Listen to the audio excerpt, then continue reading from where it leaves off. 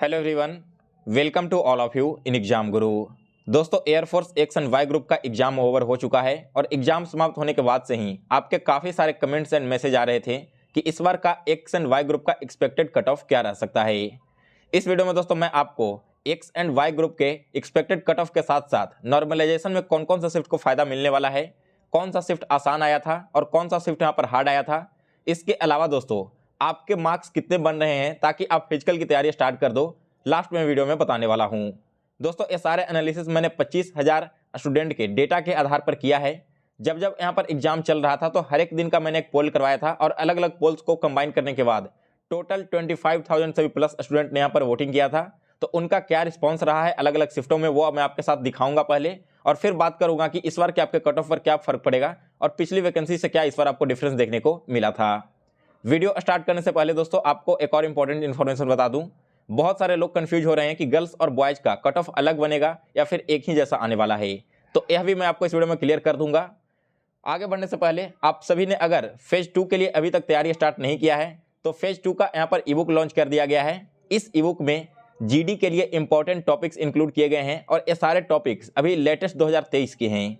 Total 25 GD के topics इसमें आपको मिल जाएंगे। इसके अलावा 25 सिचुएशन रिएक्शन टेस्ट के एमसीक्यूज भी आपके प्रैक्टिस के लिए दिया गया है। यह ई बुक आज ही लॉन्च हुआ है तो आपको 50% ऑफ पर अभी अवेलेबल है। दोस्तों इस ई बुक को परचेज करने के लिए मैंने इसी वीडियो के डिस्क्रिप्शन बॉक्स में इंस्टा मोजो का लिंक दे रखा है, उस पर क्लिक करके आप परचेज कर सकते हो, या फिर आप मेरा व्हाट्सअप नंबर 9430042848 पर मैसेज करके पेमेंट का स्क्रीनशॉट भेजोगे तो वहां पर मैं आप सभी के साथ एयरफोर्स फेज 2 का यह ई बुक शेयर कर दूंगा। चलिए दोस्तों आज का वीडियो स्टार्ट करते हैं।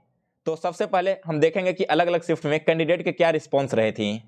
जैसे देखिए आप सभी के सामने 18 जनवरी का फर्स्ट शिफ्ट का है। अगर मैं यहाँ पर रिस्पॉन्स की बात करूँ तो आपका जो रिस्पॉन्स रहा था अलग अलग शिफ्टों में, पहले दिन 45 प्लस अटेम्प्ट करने वाले कैंडिडेट की संख्या 40% से भी ज़्यादा थी। इसके बाद अगर मैं बात करूँ कि 40 से लेकर 45 के बीच में तो लगभग 15% स्टूडेंट ने यहाँ पर वोट किया था। इसके अलावा 35 से लेकर 40 के बीच में आपके लगभग 17% स्टूडेंट ने यहाँ पर अटेम्प्ट लिया था। 30 से 35 के बीच 16% एंड इसके नीचे के आपके 10% थी। फिर इसके बाद अगर मैं 18 जनवरी को सेकंड शिफ्ट की बात करूं तो सेकंड शिफ्ट में जो मैक्सिमम कैंडिडेट ने अटेम्प्ट लिया है वो आपका 40 और 45 के बीच में था। यहाँ पर मैं आपको अलग अलग अटेम्प्ट्स नहीं बताऊंगा, वीडियो बिना मतलब का लेंदी हो जाएगा। केवल मैक्सिमम स्टूडेंट ने किसके बीच में अटेम्प्ट लिया वो बताता हूं, जिससे कि आपको अलग अलग शिफ्ट का आइडिया लग जाए कौन सा शिफ्ट ईजी आया था और कौन सा शिफ्ट हार्ड आया था। तो अगर मैं पहले शिफ्ट की बात करूं तो 50% के करीब स्टूडेंट ने 45 प्लस अटेम्प्ट यहाँ पर किया था। सेकंड शिफ्ट में लगभग 45% स्टूडेंट ने 40 और 45 के बीच अटेम्प्ट लिया। इसके बाद अगर मैं आगे आ जाता हूं 19 जनवरी के पहले शिफ्ट पर, तो 19 जनवरी को पहले शिफ्ट में आपके जो मैक्सिमम कैंडिडेट थे 51% के करीब, उनका अटेम्प्ट 40 से लेकर 45 के बीच में रहा। यानी कि 18 जनवरी के सेकंड शिफ्ट और 19 जनवरी का फर्स्ट शिफ्ट का लेवल लगभग एक ही जैसा देखने को मिला था। उसके बाद 19 जनवरी का जब सेकंड शिफ्ट हुआ तो यहाँ पर आपके अटेम्प्ट थोड़े से डाउन हो गए थे। जो अटेम्प्ट आपका है 35 से लेकर 40 के बीच में लगभग 55% कैंडिडेट ने अटेम्प्ट किया था। इसके बाद जब आपका 20 जनवरी को पहला शिफ्ट हुआ तो यहाँ पर आपका पेपर का लेवल बिल्कुल वैसा ही रहा जैसा 19 जनवरी को सेकंड शिफ्ट था। यानी कि लगभग 53% कैंडिडेट ने 35 और 40 के बीच में अटेम्प्ट लिया था। फिर इसके बाद 20 जनवरी को सेकंड शिफ्ट का जब एग्जाम हुआ तो यहाँ पर दोस्तों आपके अटेम्प्ट और थोड़े डाउन हो गए क्योंकि मैथ्स का लेवल काफ़ी यहाँ पर हाई हो चुका था। और दोस्तों आपके 20 जनवरी को सेकंड शिफ्ट में जो मैक्सिमम कैंडिडेट थे ना लगभग 50% की, उनका अटेम्प्ट 30 और 35 के बीच में ही था। मैं यहाँ पर अटेम्प्ट की बात कर रहा हूँ, अब इनमें से बहुत सारे कैंडिडेट के कुछ क्वेश्चन गलत भी होंगे। इसके बाद अगले दिन का एग्जाम जब हुआ 21 जनवरी को पहले शिफ्ट का, तो यहाँ पर फिर से आपका अटेम्प्ट थोड़ा सा बढ़ा था पिछले दिन से और आपके जो मैक्सिमम अटेम्प्ट थे वो 35 से लेकर 40 के बीच में ही देखने को मिल रहा था। फिर इसके बाद 21 जनवरी को जब सेकंड शिफ्ट का यानी कि इवनिंग का शिफ्ट का एग्जाम हुआ तो यहाँ पर दोस्तों आपके सेकंड शिफ्ट में जो मैक्सिमम अटेम्प्ट थे वो फिर से डाउन हो चुके थे और अटेम्प्ट आपका आ गया था 30 से लेकर 35 के बीच में, लगभग 56% कैंडिडेट का।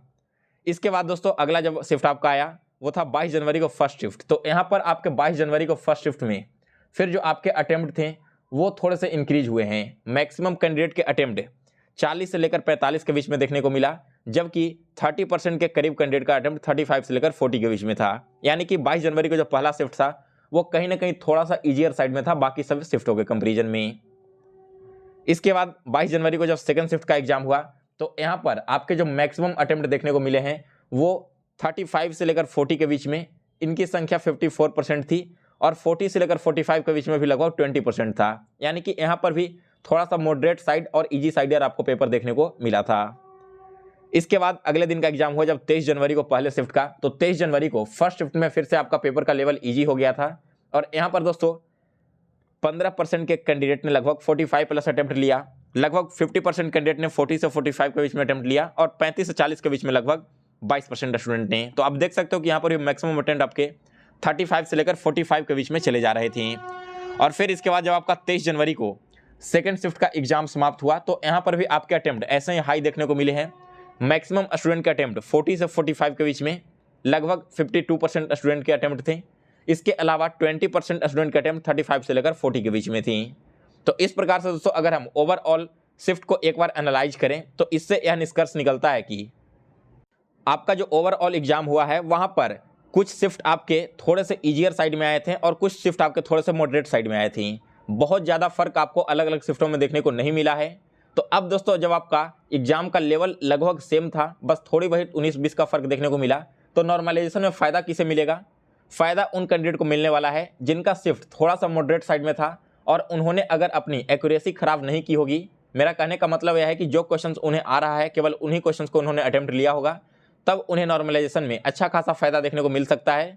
हो सकता है उनके 1 से लेकर 2 मार्क्स तक इंक्रीज भी कर जाएं। वही अगर कोई ऐसा शिफ्ट होगा जिसमें आपके क्वेश्चंस के लेवल काफ़ी इजी आए होंगे, बावजूद अगर आपने बहुत ज़्यादा गलती कर दिया होगा, तो हो सकता है कि आपके 1 या फिर 1.5 मार्क्स डिडक्ट कर लिए जाएं, जितने मार्क्स आपके पहले से 1 रहे उसमें से भी। तो आपने नॉर्मलाइजेशन का प्रोसेस समझ लिया। अब इसमें दोस्तों जिनका शिफ्ट हार्ड आया था उन्हें टेंशन लेने की जरूरत नहीं है। अगर उनके अटेम्प्ट्स कम हैं तब उन्हें नॉर्मलाइजेशन में यहाँ पर फ़ायदा मिलेगा, उनके मार्क्स यहाँ पर इंक्रीज होने वाले हैं। इसके अलावा दोस्तों अगर मैं नंबर ऑफ स्टूडेंट्स की बात करूं, क्योंकि यह भी एक बहुत बड़ा फैक्टर है आपके कट ऑफ को डिसाइड करने में, तो पिछले बार का जब एग्जाम हुआ था तब अग्निवीर के तहत एज रिलैक्सेशन दिया गया और इस एज रिलैक्सेशन के चलते बहुत सारे ऐसे कैंडिडेट भी एग्जाम में अपीयर हो चुके थे जिन्होंने एसएससी का प्रिपरेशन कर रखा है या फिर एफकेट और सीडीएस का प्रिपरेशन कर रखा है। और उनके वजह से क्या हुआ ना कि वाई ग्रुप का कट ऑफ काफ़ी इंक्रीज कर गया। पिछले साल का कट ऑफ 34 चला गया था, लेकिन इस बार ऐसा नहीं है। एज रिलैक्सेशन इस बार नहीं मिला है। इस वजह से कैंडिडेट के अप्लाई करने की संख्या भी कमी है और जो कैंडिडेट अप्लाई कर रहे हैं वो बिल्कुल फ्रेशर हैं, किसी भी तरह के बड़े एग्जाम्स की तैयारी करने वाले कैंडिडेट यहाँ पर फॉर्म फिल नहीं कर पाए हैं। तो एक आपका पहला फैक्टर था कट ऑफ का थोड़ा सा लो होने का। फिर अगर मैं पेपर लेवल की बात करूँ तो इस बार आपका जो क्वांट का लेवल है ना, किसी किसी शिफ्ट में थोड़ा सा अप देखने को मिला है, लेकिन वो जब नॉर्मलाइजेशन होगा तो सभी को इक्वल कर दिया जाएगा। तो पेपर का लेवल भी दोस्तों कहीं ना कहीं पिछले साल ही जैसा देखने को मिला है। अब होता क्या है ना कि किसी शिफ्ट में आपके जीके इजी आ गया तो मैथ्स हार्ड था, किसी शिफ्ट में आपका मैथ्स इजी आ गया तो रीजनिंग हार्ड आ जाता है, लेकिन आपका ओवरऑल जो पेपर है ना वो एक बैलेंस वे में रहता है सभी शिफ्टों का। फिर इसके बाद दोस्तों टोटल कितने स्टूडेंट्स यहाँ पर क्वालिफाई करेंगे फेज 2 के लिए, तो लगभग ऐसी उम्मीद है कि 18 से लेकर 22,000 कैंडिडेट को फेज 2 के लिए बुलाया जाएगा। तो अब दोस्तों इन सारे एनालिसिस के बाद हम यह देखते हैं कि इस बार का एक्सपेक्टेड कट ऑफ क्या रह सकता है। लेकिन उससे पहले गर्ल्स और बॉयज़ का कट ऑफ अलग अलग रहेगा या फिर एक ही रहेगा। तो देखिए नोटिफिकेशन में इसके बारे में कहीं पर भी कोई चीज़ मेंशन नहीं किया गया है। इसके अलावा अभी आपकी वैकेंसी भी क्लियरली आउट नहीं हुई है कि गर्ल्स के लिए कितनी है, बॉयज़ के लिए कितनी है। तब इस कंडीशन में आपका कट ऑफ दोनों ही के लिए, चाहे वो गर्ल्स हो या फिर बॉयज़ हो, सेम रहने वाला है।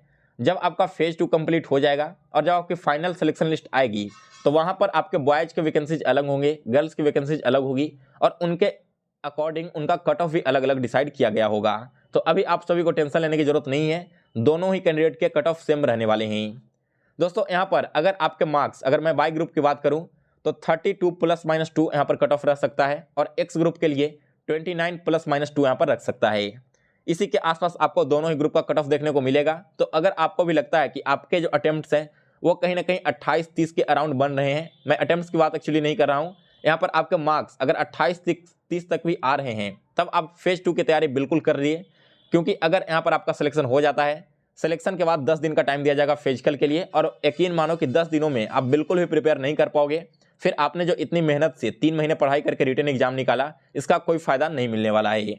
मैंने बहुत सारे ऐसे एग्जाम्स देखे हैं जिनमें कैंडिडेट ने प्री तो क्वालिफाई कर लिया और फिर वेट करने लगते हैं रिजल्ट का। जब रिजल्ट आता है तो मेंस का टाइम ही नहीं मिल पाता, या फिर फिजिकल एग्जाम का टाइम ही नहीं मिल पाता, और फिर उनका पूरा मेहनत बेकार चला जाता है, वो फिर से अगली वैकेंसी का वेट करने लगती हैं। तो ये गलती आप सभी को नहीं करनी है। मुश्किल से 10 से 15 दिनों का समय है। इस 10-15 दिन में आप प्रैक्टिस कर लोगे तो आपका कुछ भी लॉस नहीं हो रहा। लेकिन अगर आपका सिलेक्शन हो जाता है तब आप उस समय यह सोचोगे कि बाकी के जो 15 दिन मैंने बर्बाद किए, अगर उसमें अपनी प्रैक्टिस की हो रहती तो कहीं ना कहीं मैं बहुत सारे कैंडिडेट से आगे बढ़ चुका होता। इस बार आपके फिजिकल भी थोड़े आसान हो गए पिछले साल से, क्योंकि कैंडिडेट बहुत कम सेलेक्ट हो रहे थे। इसका रीजन भी यही है दोस्तों कि आपको टाइम नहीं दिया जाता, रिजल्ट का वेट करते रह जाते हो, और फिर अचानक से आपके सामने फेज 2 का एग्जाम आ जाता है। तो अगर आपके अटेम्प्ट 26-28 के अराउंड एक्यूरेसी के साथ आ रहे हैं, नंबर काटने छाटने के बाद अगर आपको ऐसा लगता है, तब भी आप तैयारी में लग जाइए। हो सकता है कि नॉर्मलाइजेशन में आपके 2-3 मार्क्स इंक्रीज कर जाएं और आप कट ऑफ को क्लियर कर जाओ। तो मेरे ख्याल से आप सभी को समझ में आ गया होगा कि किन लोगों को यहाँ फेज 2 की तैयारी करनी चाहिए, किन्हें नहीं करनी चाहिए। इसके अलावा दोस्तों अगर आप फेज 2 के लिए ईबुक को परचेज करना चाहते हो तो अपना व्हाट्सअप नंबर मैंने दे दिया है इसी वीडियो के डिस्क्रिप्शन बॉक्स में। आप उस व्हाट्सअप नंबर पर मैसेज करके इसे परचेज कर सकते हो, या फिर डायरेक्ट इंस्टा मोजो से भी परचेज कर लेना। आपके ईमेल आईडी पर इस ईबुक का पीडीएफ शेयर कर दिया जाएगा। सो गाइस, फिलहाल इस वीडियो में बस इतना ही। अगर आपको यह वीडियो पसंद आया हो तो इसे लाइक और शेयर करें। कल फिर से मैं एक वीडियो अपलोड करूंगा आपके रिजल्ट को लेकर, यानी कि रिजल्ट कब तक आने वाला है। साथ ही में दोस्तों मैं कोशिश करूंगा कि कल से या फिर परसों से आप सभी के लिए फेज 2 की क्लासेस भी स्टार्ट कर दूं। तो मिलते हैं दोस्तों नेक्स्ट वीडियो में। आप सभी के लिए